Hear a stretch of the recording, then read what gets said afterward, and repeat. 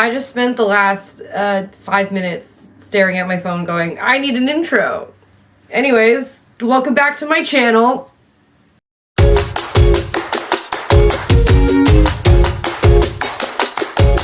I went to SakuraCon this year, and I made several little purchases, as one does. If you want to see the vlog, I do have a vlog from when I went to SakuraCon when the Cheesecake Factory burnt down. It didn't burn down, it just caught fire. The kitchen caught fire, and there was a whole thing about it. But anyways, that's irrelevant to the story of this video. I bought a little beret, and it was so cute. However, I have a bit of a problem. I bought it without thinking about how it would fit into my wardrobe. This is the hat.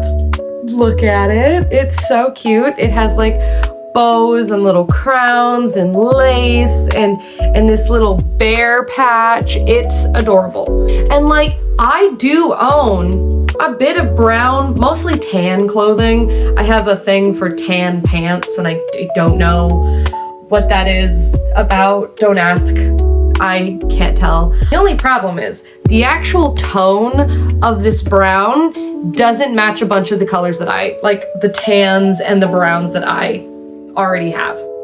So this hat is kind of not wearable. Yes, I could wear it with other colors, but it's very brown, very cute, and I wanted something that matched this because I just did not have anything in my wardrobe that like fit the vibe as well as the color.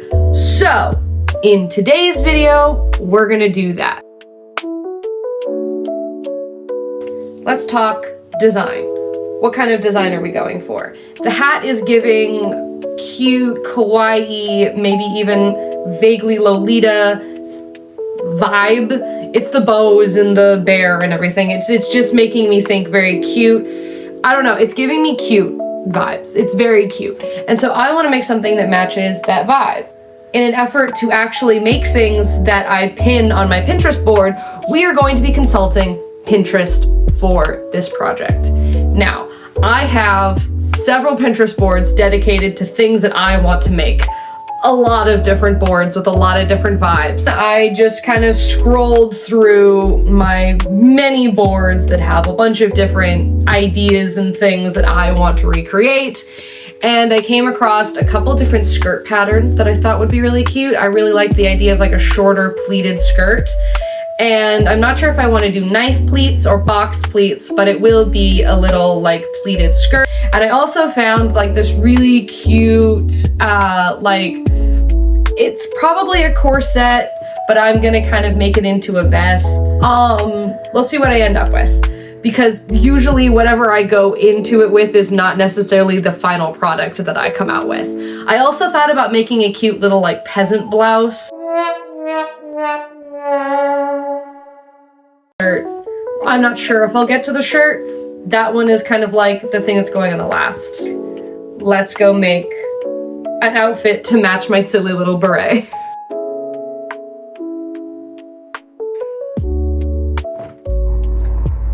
Do you think I have enough fabric for this project? Why is it all so goddamn mixed up? I think I have to close the window because as much as I like the cool air, I do not like the sound of cars. We know what we're making.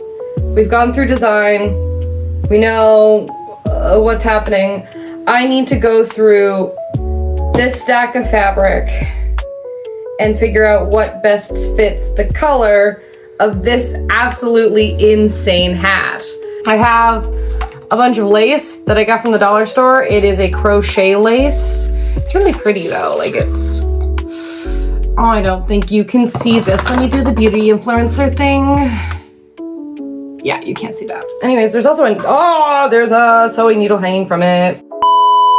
I have a little bit of eyelet lace left over from my Valentine's Day project. I have this really fun ruffle that I got at Fabricland. I also have this lace that's also a leftover lace from my Valentine's Day video. And buttons. The hat has gold detailing on it, so anything that I make accessory-wise is gonna be gold. So I have gold buttons. I really like the idea of using the textured fabric, but I don't know if the color scheme is gonna be quite right. I look like one of those like little bobbleheads that's on the dashboard. I'm the little doggy on the dashboard! I don't know what's going on with my brain right now. I'm sorry. I don't think I can stay on track for long. This week has been insane. I saw Stray Kids on Saturday, and then on Sunday and Monday, I was recovering from driving down to Seattle, going all day, and then driving home and not getting home until 2 a.m. And then being tired and then editing the video, and then I went back to work, and then I had like a horrible week at work, and yesterday was one of the worst days I've had this year. So I have had a very, very emotionally charged 5 days. It's Thursday. This video needs to be out by Sunday. I am a chronic yapper, so instead of having you watch this 3-minute video where I talk about fabric, I'm just gonna tell you the footnotes. This fabric was what I thought I was going to use for the shirt, but I never ended up making the shirt, so all of this is useless. This tan fabric is a sheet, and I ended up using it for the lining for the vest. Now here comes the part where I kind of actually regret partially my fabric choices.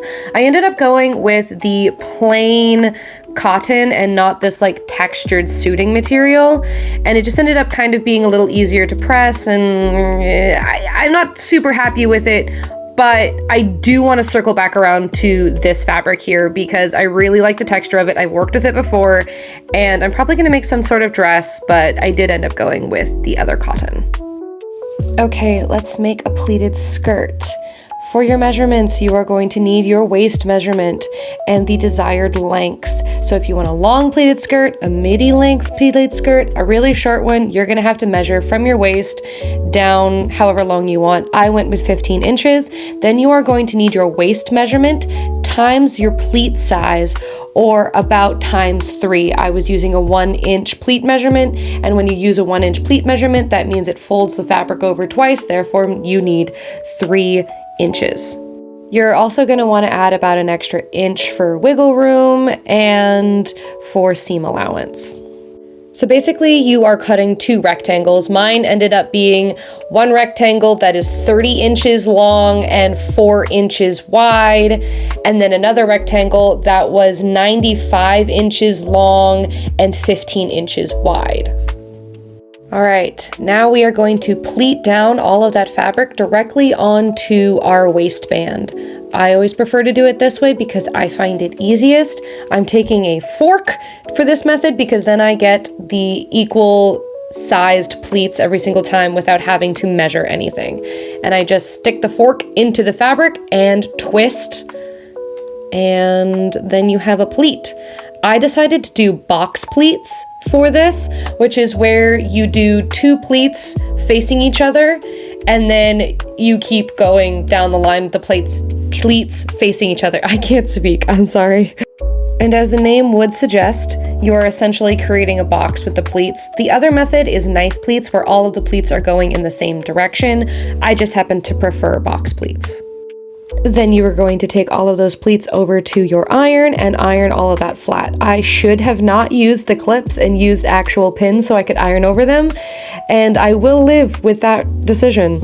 I will live to regret it, unfortunately. So yeah, please use pins, don't use the clips for this because, you know, they melt and you can't iron over them. Then I went over to the sewing machine and I sewed my pleats down to the waistband.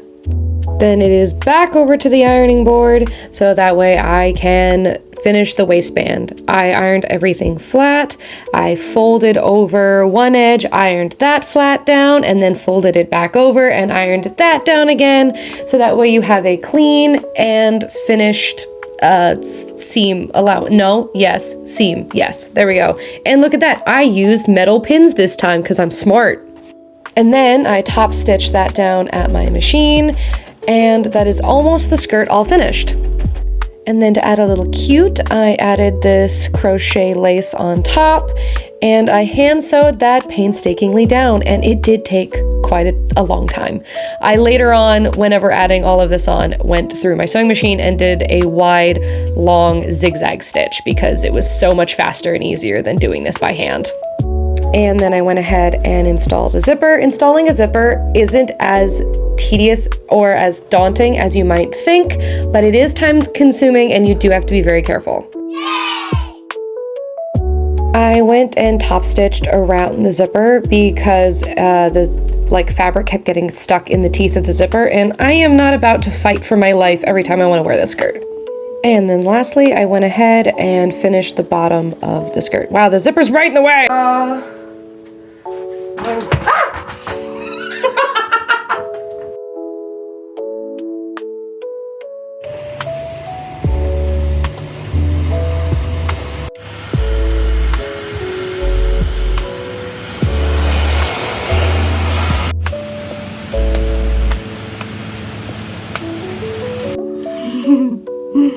Yeah, hi. Hello. I know you want to come in the craft room, but you cannot. You cannot. You're not allowed. Oh my god, I just ripped my pants. I don't think I can actually show that. I just ripped my pants. Yeah. Yeah. This one does a really cute thing. You go like this. She'll put her nose to it. Yeah. I am not going to take you through how I did this pattern because this is already a pattern I have.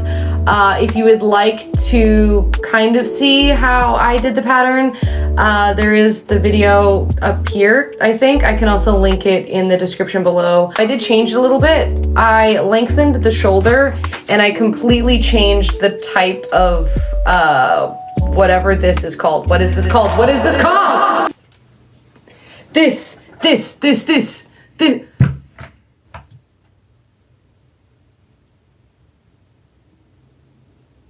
Collar. So I'm hoping that by changing the neckline, and I also added some more to the side seams, I believe. I just kind of made it just slightly bigger, that I can remedy those issues. So let's go do that. It is absolutely pissing outside. It is quite the summer storm. So it's time for epic montage. An epic montage. It's time for an epic montage.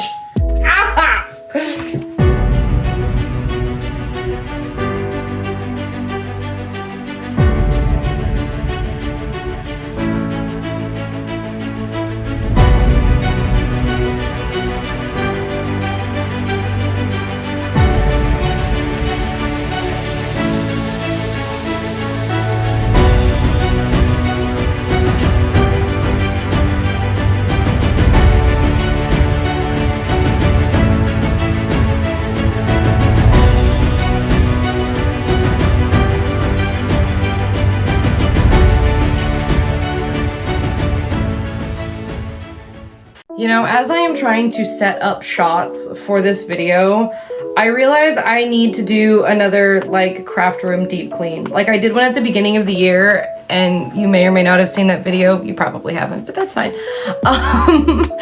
And I fear I may need to do that again. It looks a lot worse in the context of the video than when I look at it, but I think that's fine.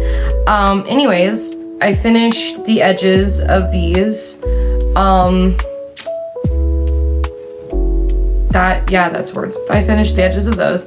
And now it is time to decorate it because I want it to be cute and not just plain. And I think what I'm going to do after like everything was put together, I realized that I kind of want a little bit more of a, the fit still isn't quite right across my tatas. So what I'm going to do is I'm going to make some loops with elastic, and I have some of these big gold buttons. These were also the only sets of buttons that I have. I'm sorry, is that a lionfish? Sorry for the incredible level of zoom on my hands, but we have a unicorn on one side, and then, is that a fish lion? I need your discussions in the comments. My sewing machine hates buttonholes. Every single time I've tried to do buttonholes, my sewing machine kind of wants to die. I also probably need to change the needle. I've been sewing with it for a little while, and you're technically supposed to change your needle every like 8 hours of sewing, 8 to 10 hours of sewing, and I definitely know I've put my sewing machine through a lot more than that since the last time I changed it. So yeah. Yeah, it's like 6 o'clock, I think. It's 6:30. Okay. The rain stopped. It's really nice. So tomorrow might be better for filming like a reveal if I can talk one of my roommates into filming me outside. So we'll see. Yeah. Let's go do some decorating of this. I don't know where that,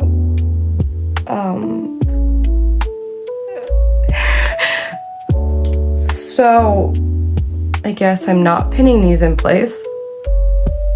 Maybe I'll just freehand it. I found it. Yeah, I'm gonna freehand this on my sewing machine. So in case that wasn't entirely clear, I went to pin the elastic on and the pin bent and went flying across the room. So that was like less than awesome and great. So I ended up having to freehand all of this, which was definitely a choice considering they were not even.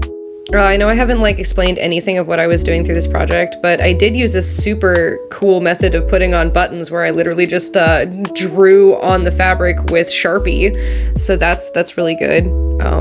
I should have put the buttons further back, but that's on me, and it still ended up looking nice, so that's okay. Okay, so I have two options here. I have just putting a border around it, or I have this really cool option of doing like a lace up the side. I like the aesthetic of this. This is really fun. This is just kind of basic and it's gonna take a lot of work. Both of them are gonna take a lot of work. So I'm not really like sure what I wanna do. Okay, I forgot I had these little daisies. These are little embroidery daisies. And I might put them along the bottom here. And I also have this brown lace. And I think I'm going to make some little bows with them. And then if I put a little daisy with it, you can't see it because my hands are in the way. But I think that's really cute. And so I might put that on here.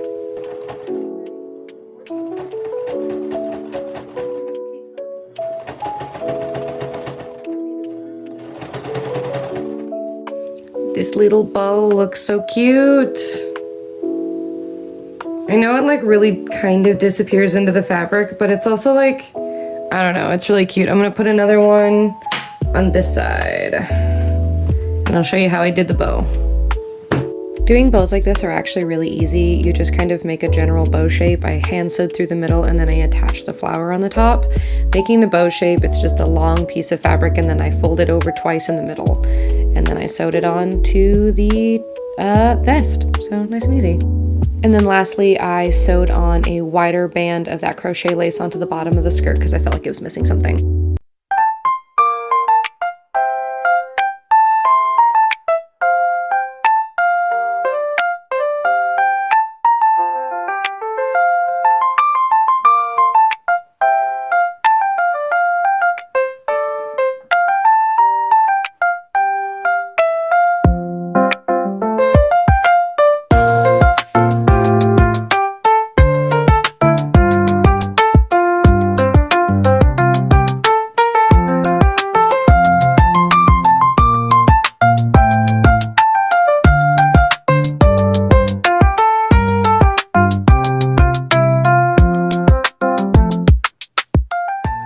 Final thoughts. I just think this outfit looks better with a blonde wig. I probably wouldn't wear this wig out because it's so incredibly long. The wig is as long as the skirt is. I really like this outfit. It's actually really comfortable. I didn't show you guys how I made the bow at the back. Sorry about that. After I finished the outfit and I was all kind of done and I packed away all of my filming equipment and everything, I was like, you know what this could use? A giant bow at the back. Now the giant bow at the back is probably not something I would wear like out and about if I was just going somewhere wearing this outfit, but I thought like a big bow would be really cute, and I could also like put it in my hair later if I really wanted to. Construction wise, this is a very well made two articles of clothing. We'll see how much I actually wear it. I'll probably wear the skirt a lot more than I wear the vest. I don't really have a lot of thoughts. I mean, I'm keeping this short and sweet. I didn't realize that this video would be coming out on June 1st. So I thought this video was still going to be a May video, and I realized it's coming out on June 1st. So happy Pride Month, everybody! I made a little outfit that vaguely looks like I'm cosplaying. No, because I feel like I am accidentally wearing what an anime would think a German person looks like. That is how I feel. Anyways, I hope you guys liked this video. And if you did, go ahead and like, you know, like, I don't know, give it a thumbs up or something. Please. Also, if you aren't subscribed, you should. Happy Pride Month! I guess since it's June 1st, I can very quickly give you I'm blanket queer, man. I used to have all of these labels and be like, I fit into this box, and I'm just queer, man. Okay? Like, gender? Yeah. Whatever you think is hottest. My gender is whatever you think is hottest. So if that makes you gay, great. If that makes it straight, no. Get out of here. My gender is whatever makes you gay. That's what it is. My gender is whatever makes you gay. So I just go with blanket queer because I don't neatly fit into any particular box. I do usually say asexual though. That one is when I kind of like, I'm holding on to that one. My gender is whatever makes you gayest. Yeah. So there you go. There you have it. Happy Pride Month. That was loud. That was a really fast little motorcycle. Anyways, I'm also autistic. That has nothing to do with Pride Month, but I thought you should know. Have a nice day. Bye. See you in the next video.